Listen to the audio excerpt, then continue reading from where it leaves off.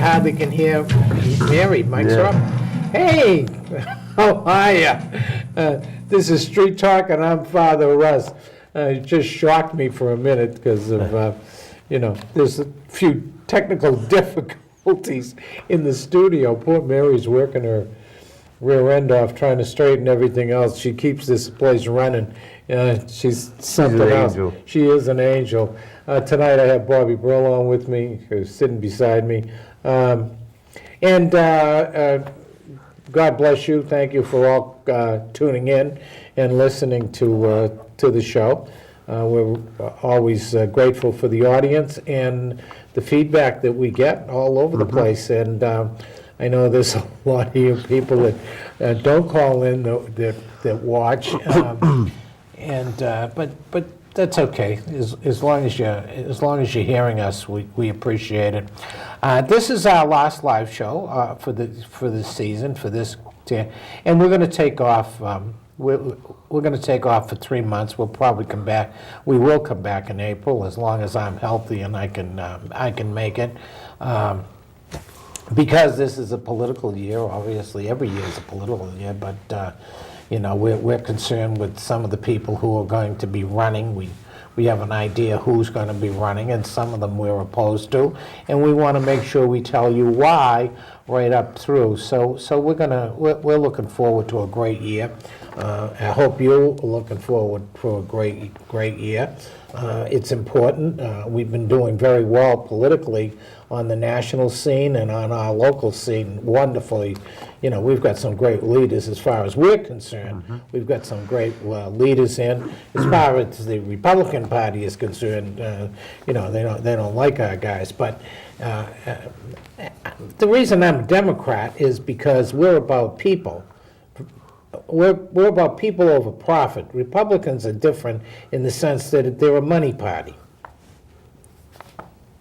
They're a money party. They are business orientated and stuff like that.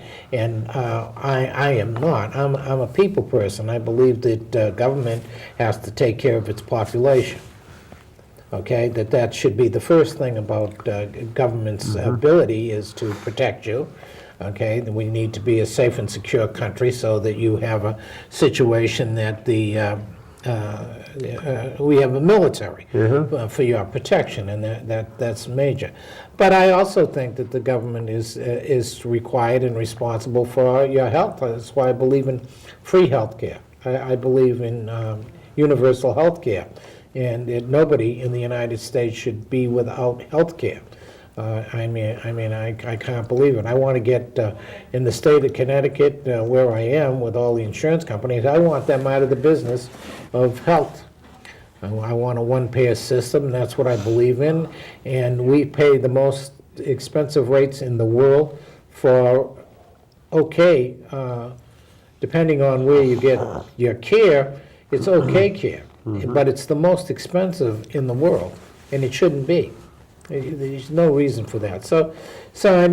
But basically the difference is people versus profit, okay? And we believe in people, their security, okay? That you become a good citizen by making sure you have proper shelter, food, care, a good education, okay? I also believe in free education, just like Europe used to have, or somehow a reasonable. We're not.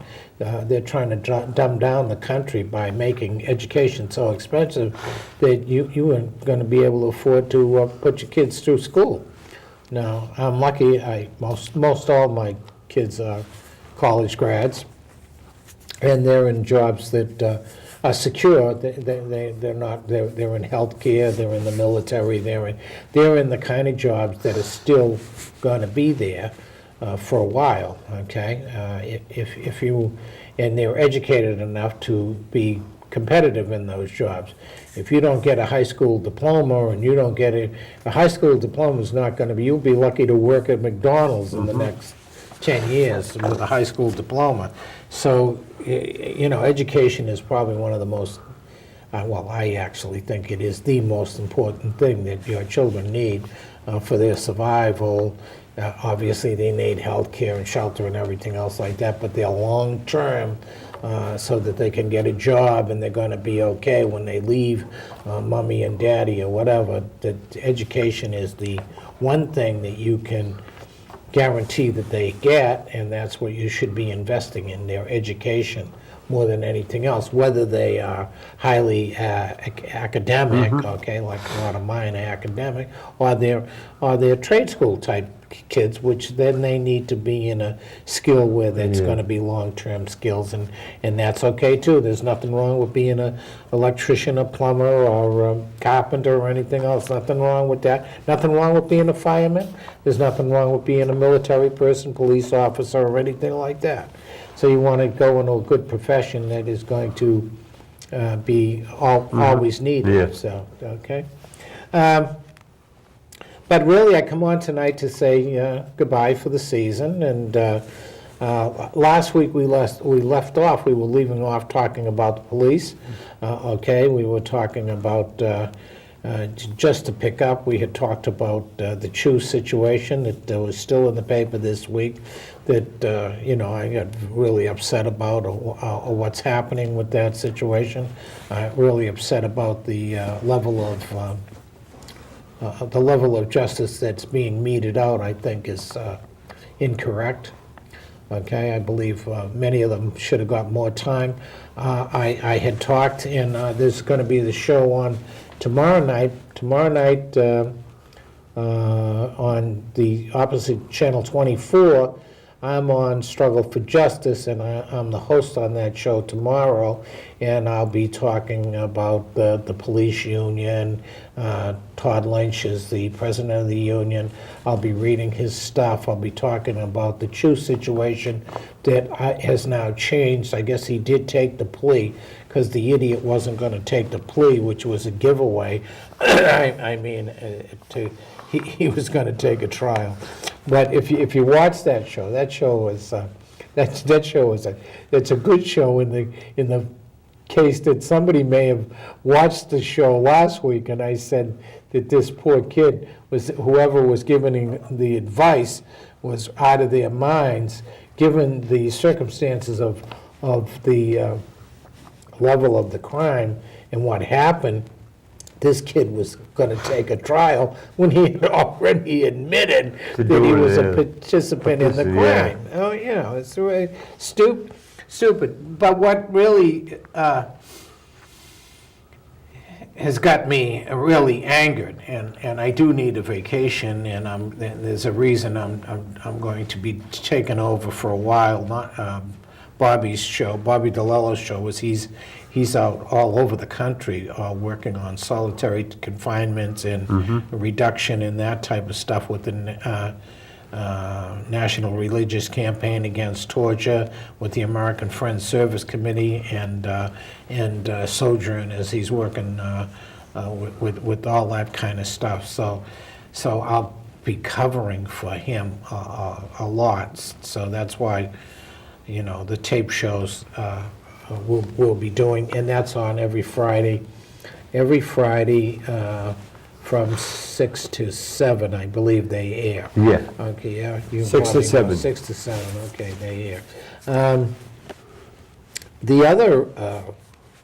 The other situation is Miss Bonnie, a lot of this, she wasn't feeling well this whole season. Bonnie was only on once, or maybe once. I think maybe once, the whole... Once. And all our political friends were on. Ernie Hewitt, shame on you, Ernie Hewitt, has missed the shows, and all kinds of excuses. And I've been down a donut shop with him in the morning and trying to spank him, okay, for not being here. We support Ernie. We're one of his constituents. We did work for his campaign, but Ernie knows our situation is about juveniles right now. We got a big focus on juvenile offenders and at-risk people and stuff like that. We happen to be working in that area it's a priority for us this year, well, our homeless stuff continues on. I mean, I'm not involved with, directly with the Shelter? shelter, okay, because I have a philosophical, Difference. that's a nice word, difference. I'm being polite. Yeah, you're being really nice, okay? Philosophy, okay? I happen to believe in a responsibility philosophy.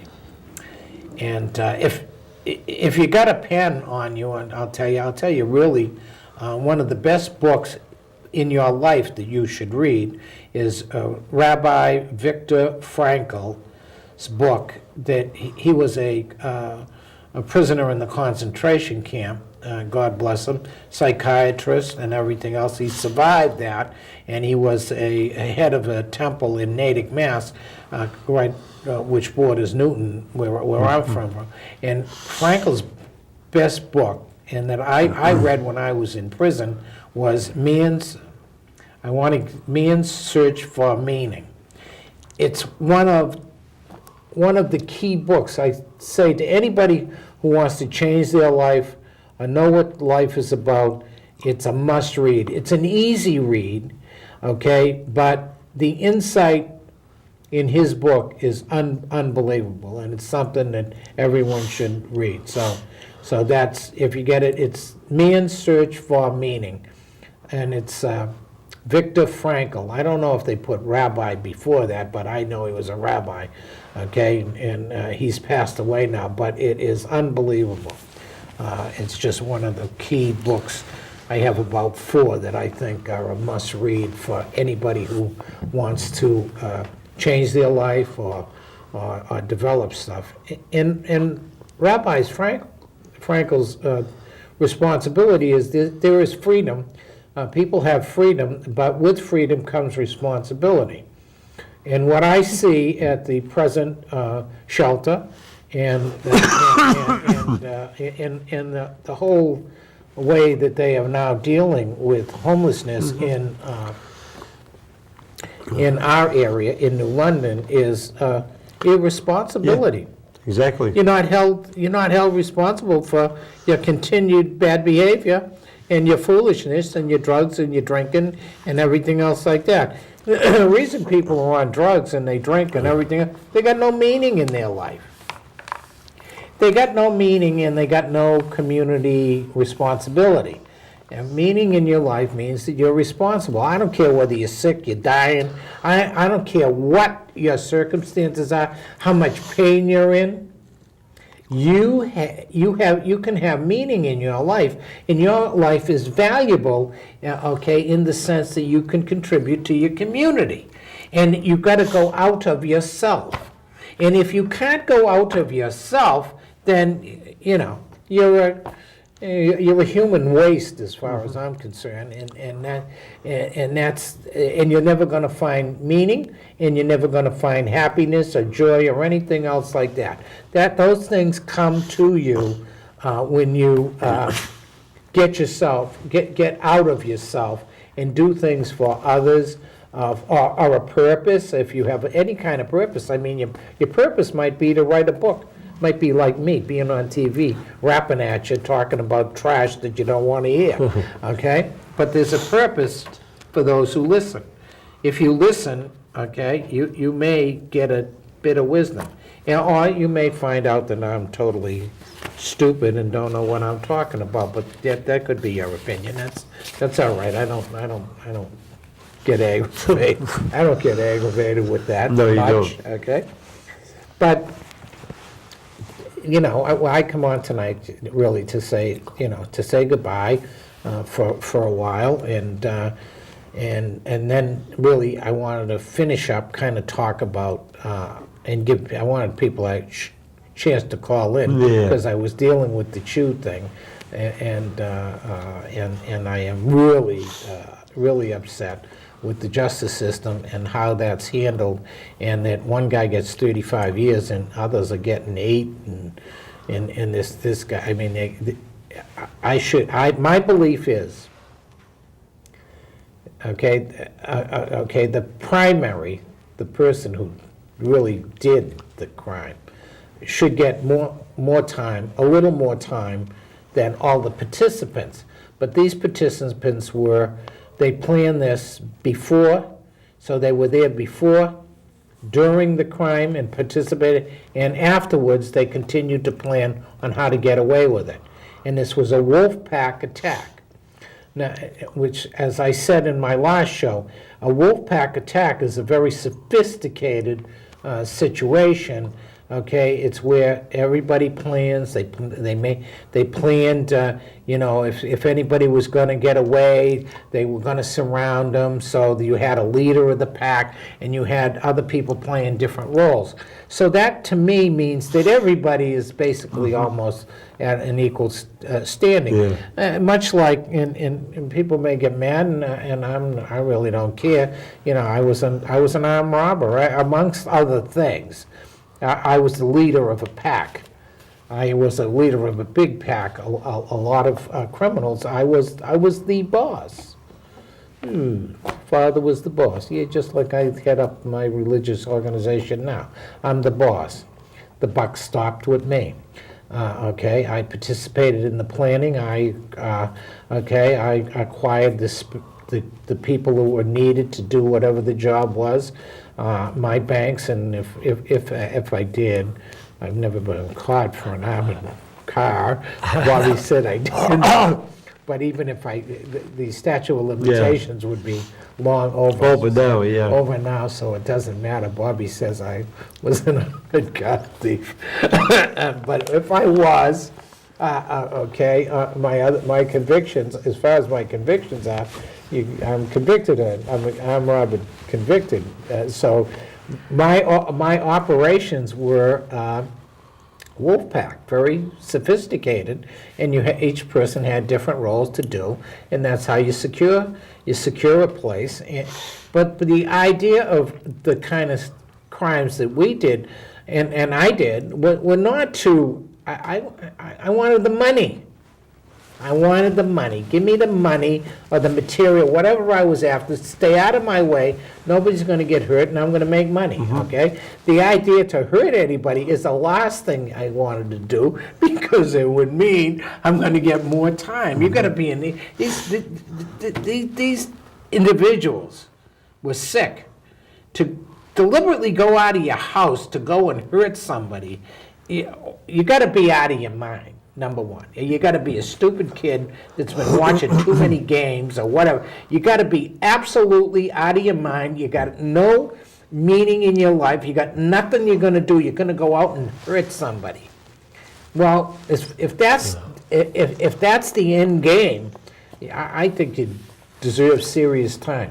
I think each one of these guys, I think the primary got the 35 years is a proper sentence for this situation.